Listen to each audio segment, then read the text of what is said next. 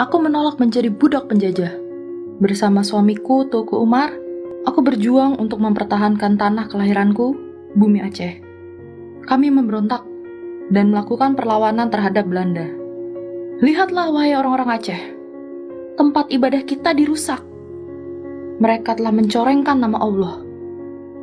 Sampai kapan kita akan seperti ini? Sampai kapan kita akan menjadi budak Belanda?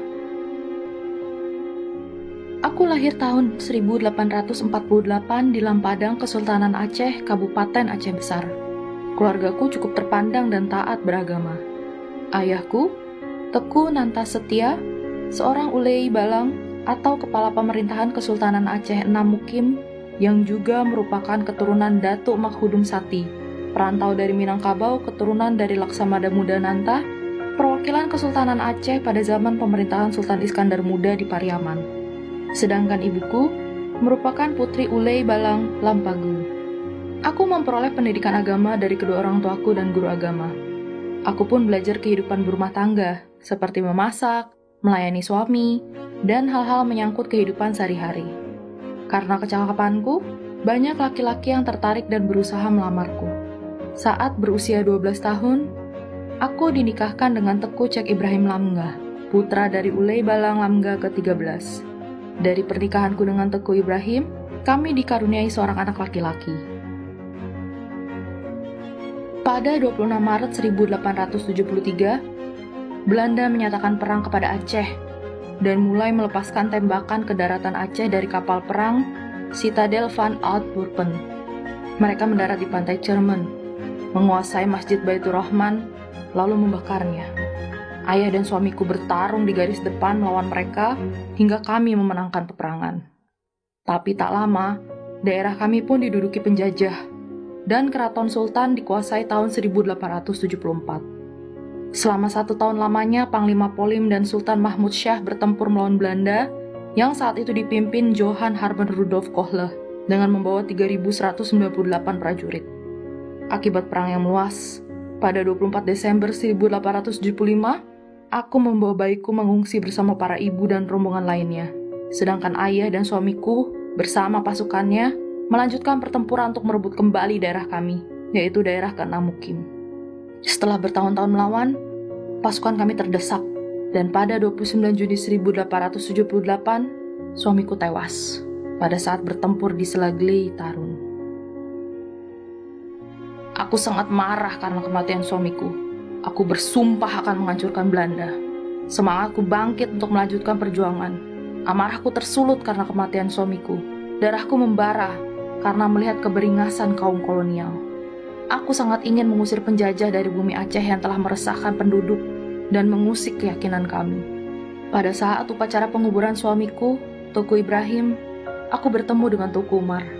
Awalnya aku menolak pinangannya, seorang lelaki pejuang yang juga mempunyai garis keluarga denganku.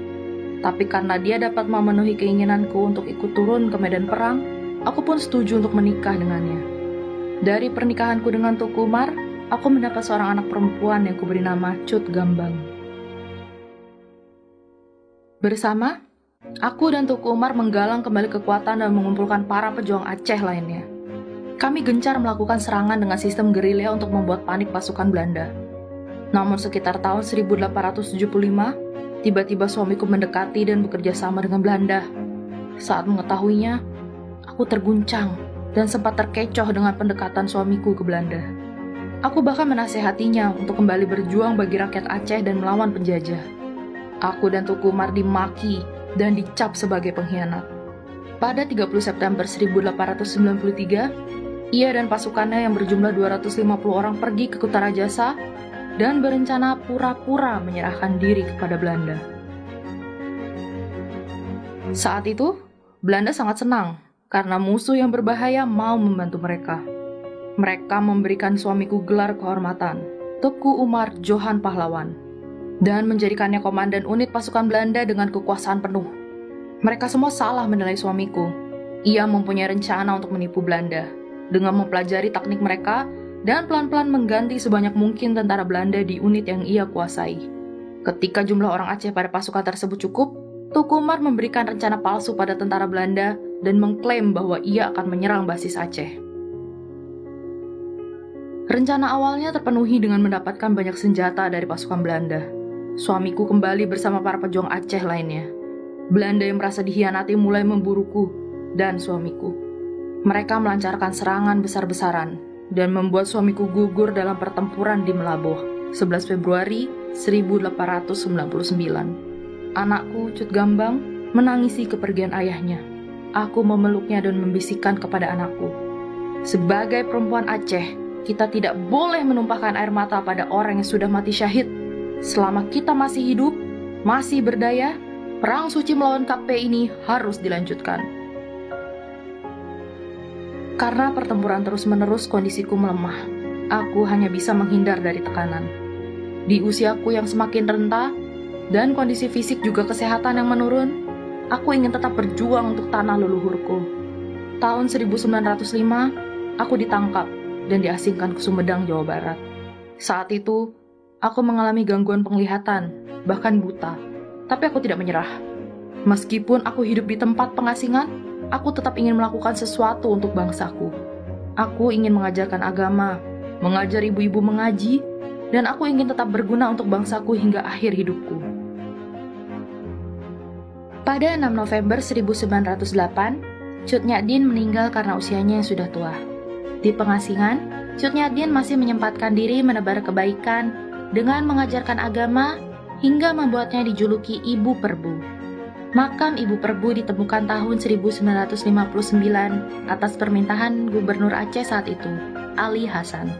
Ibu Perbu diakui oleh Presiden Soekarno sebagai pahlawan nasional Indonesia pada tanggal 2 Mei 1964.